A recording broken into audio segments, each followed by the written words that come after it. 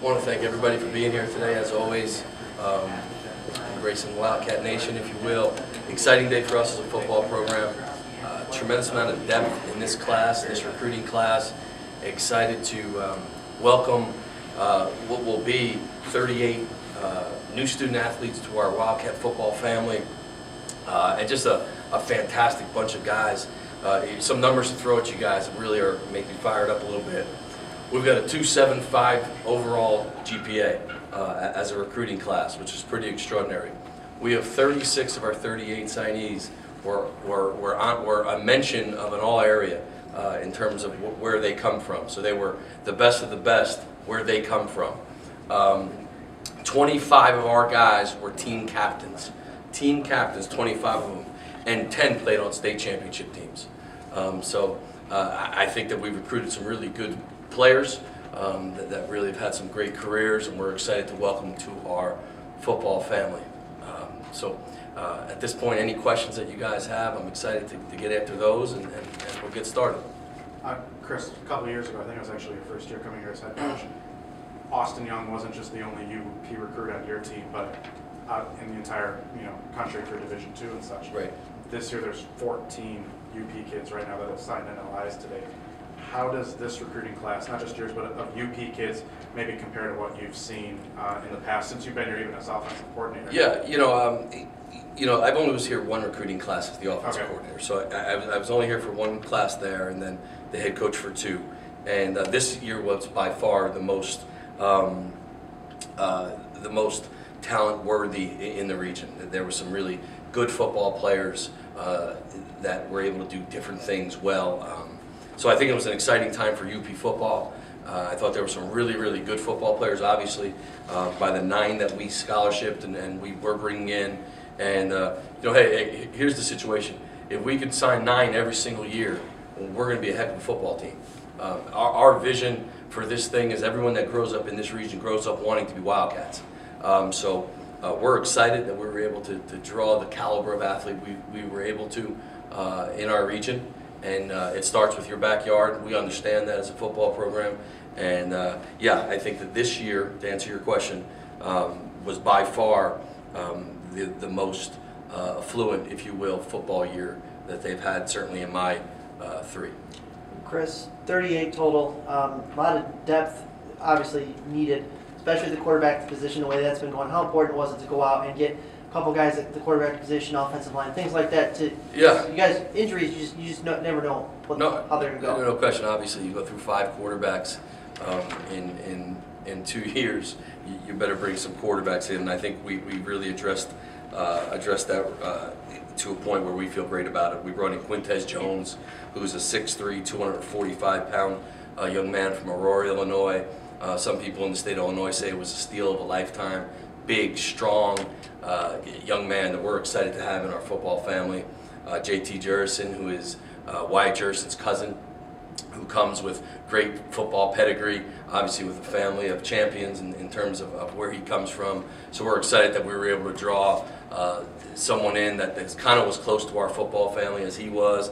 I think he's going to be a young man that's going to give us some depth and challenge for the position. We're excited about his athleticism, his ability to throw the football. Comes from a spread offense, so we're excited to have JT in what we're trying to get done. And then obviously we brought in a mid-year young man from South Florida, Geronte Lewis, who really is the package. He's smart, he's fluid, he throws the ball well, he's athletic.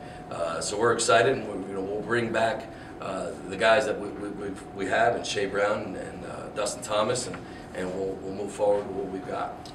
What's it? Ryan Morley back? And Ryan Morley's still with us as well, and we'll continue to see where we're going there. What's it like being huddled around the fax machine on a day like today for you and your coaching staff? Because I'm guessing not a lot of sleep last night, or did you sleep? Or just talk about today and it's done. It's over with. Yeah. Just talk about the recruiting from day 1 to today. Yeah, first off, it all starts with our staff. I mean, these guys, and they're around the room here, and they're all back there, just did a phenomenal job embracing the plan, understanding the approach. And then there's a couple intangibles that you got to have to be a great staff. You got to have the ability to recruit. There's no question about that. So you got to be detailed. You got to be organized in your recruiting. You got to be able to evaluate, and then you got to have a little bit of charisma, if you will, in how you go about you're selling your product. For us, we don't talk about selling it, we really present it. We think this is a phenomenal situation for anyone in America to come to a place like we have here at Northern Michigan. And my hat goes off to our staff. I think they did an amazing job. So to answer your question, yeah, I slept fine last night. I knew we were gonna have these guys committed, and I felt great about the kids that we committed to, and you know, we knew that we were involved with some character people, so I knew that they were all excited to be Wildcats this morning. For you, looking at your 38 newest kids that'll be here in a couple months, do you envision any of them playing right away? Do you have any plans for them to suit up and play right away as freshmen, or what's your plan for that? JT, it's just so early for us right now. We're going to try to get them in here and have a great spring with the players we have. I think we've developed a tremendous core and a foundation that's working really hard right now in our off-season conditioning program. And at this point, the personality of the program in August will determine whether some of these guys play right away or they become development guys. But overall, it's a great class, and if we need to lean on some of them, I know that we're ready to do that. Mind breaking down any guys or pointing out any guys that you feel on this list could be impact players right away for you? Well, you know, I mean, they're all impact players. Okay, every single one of them. I think every single one of them can have great careers here at Northern. You know, so to just point out a couple wouldn't be fair to the couple we don't point out. What area do you feel this class? What need do you feel this class best addresses, in your opinion? You know, I think the quarterback situation has been addressed. I'm excited about that situation. I think we've, on the offensive side of things, I think we have fluxed into what is already a tremendously talented receiving core, some more talent into that group. I think we really needed to do a great job of understanding running back depth with really Keon Collier and Wyatt Jerson being the guys that we've kind of leaned on and will continue to lean on with not much structure behind those guys. So I thought we really addressed that. I think we brought in some really talented young guys from Illinois to come in and play offensive line for us. Signed the kid, committed a kid actually late yesterday, Jacob Lackey from Michigan to help our offensive line. So I think we did okay there. I'm really excited about that.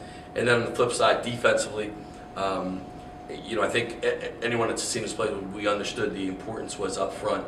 And I think we really did a heck of a job recruiting our defensive line. A young man named Austin McCarthy out of Wisconsin, who's going to do a tremendous job for us. We're excited to have him.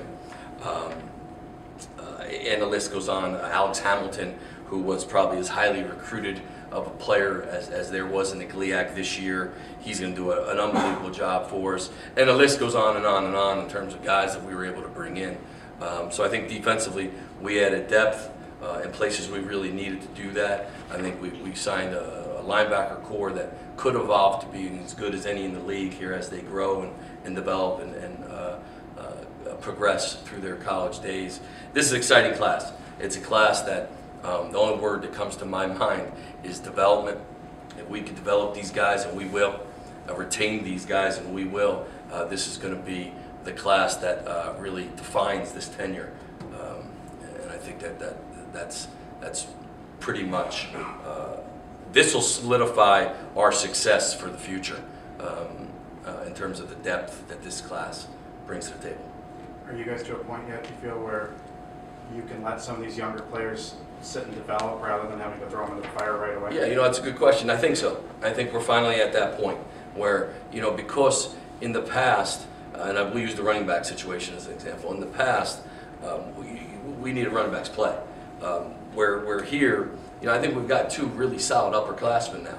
So I think we can have an opportunity to really develop guys, both on the field and in the classroom. Do a great job with nutrition and the weight room and all the things that take part in terms of developing. So yes, I think in certain places, we certainly can take some time to develop some guys. So when you bring student athletes in that really work hard in the classroom, for me, it shows an understanding and an ability of what it takes to be a worker. And if you got great work ethic in the classroom, great discipline in the classroom, that usually carries over to everything else you do. So it was important for us to kind of maybe pass on a lower academic guy When in the past we might have said, you know, we need to get players, and let's see if we can get them in here and develop them. So I think that's where we've evolved a little bit in the last 2 years. So we're excited about that. Chris, how competitive was it in the UP going after, I think you ended up with 9 of the 14 kids? How Competitive, you know, recruiting against other schools like Tech or anyone coming up from downstate and such? You know, it depends on the guy. It depends on the young man. Yeah, I mean, I think it was the recruiting game, Matt, is as competitive as anything you've ever seen in your life. You know, there's a unbelievable sprint from really December 1st till today, and in all our guys, you know, we really don't just solidify our kids in the Upper Peninsula. This recruiting class was a dog race to the end, and we had tons of challenges, and you know, I think tons of adversity to overcome, and really had to hammer away who we were and what we represent, and I think we were pretty fortunate in this group. Is it getting easier now as the years have gone along, as you've established yourselves here to Oh yeah, yeah. make a case to get? Yeah, there's some certain kids here that I'm not sure we have a chance at in the past. There's no question that we haven't won as many games as we should have, or maybe like to have. But at the same time, we've won some games that were pretty landmark wins for us. And I think the true heartbeat of a program, guys, is not really what I say or what our staff says. Not even what our administration says. I think the true heartbeat of a football program are what our players say. And our players are adamant that we're on the right path. And they sit here on the player panel for these recruiting weekends, and they tell the parents, we're national championship bound, because they believe that. And that's how fortunate we are at this point. And those are guys from all walks of life, all grades, all different areas of America, you name it, colors, creeds, religions, all different backgrounds, because we're truly a football family, and our players have completely embraced that. And once this thing gets rolling and maybe a little bit of the bounce goes our way, I think the wins are going to happen now. And because of that, it makes it real easy for a student athlete coming in, when he hears a peer, you know, a young man maybe 19, 20, 21 years old, say, this is the best place to be. This is where you want to play college football. It's tough to say no to that. And I think our players, my hat goes off to those guys, because they've really worked hard in this recruiting process as well. The players that are currently in our program. Are there any guys that you have seen during this offseason that have really emerged as leaders and captains who can mentor these younger guys? Oh yeah, I mean, there's you know, the list is endless. We've got a ton of really good guys right now that are leading the way for us. Nick Krause on the defensive side of the field comes to mind immediately. Jordan Dineron comes to mind on the defensive side. Kyle Stuke on the offensive side. Wyatt Jerson on the offensive side. Marcus Tucker on the offensive side. Those guys, just to name a few, really are running the show here right now, and we couldn't be more pleased with. And that's just to mention a few. There's probably 10 or 15 other guys right now that are really pushing forward, working harder than they ever had, believe in the off season, believe in the approach. So we're excited for those guys. Coach, were you able to get most of the recruits that you wanted to get?